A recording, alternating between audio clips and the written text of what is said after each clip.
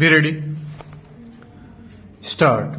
Sir, the bill was referred by the Lok Sabha on the 15th November 1980 to a select committee of 15 members of the House Stock. The select committee scrutinized the provisions of the bill with reference to the views expressed in various memoranda and to the representations in the matter from diverse sections of the public and submitted a unanimous report before the Lok Sabha on the 5th December Stock.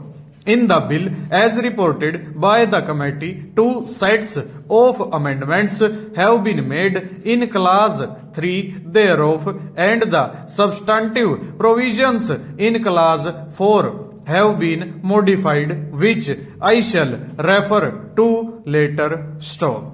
The amended bill, as reported by the committee, was passed by the Lok Sabha without any further amendments on the 14th December stanza. Sir, I shall now proceed to explain in brief the purpose of the bill, the salient features of the main provisions, and the amendments made by the select committee. Stop. As the House is aware, the Finance Acts Committee. Stop.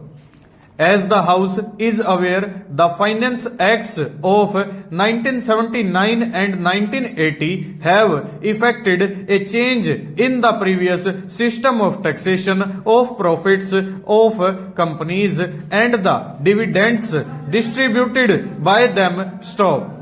Previously, shareholders were given credit in their assessments on their dividend income for income tax at the rate applicable to companies, as it was deemed that the income tax paid by the company on the profits distributed by it was a payment on behalf of the shareholder. Stop.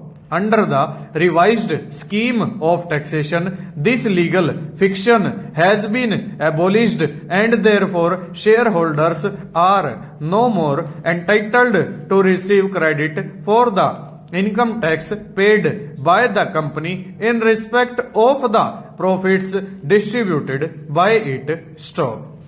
Simultaneously, the rate of the tax payable by Indian companies and other companies who have made arrangements for the declaration of dividends in India has been reduced.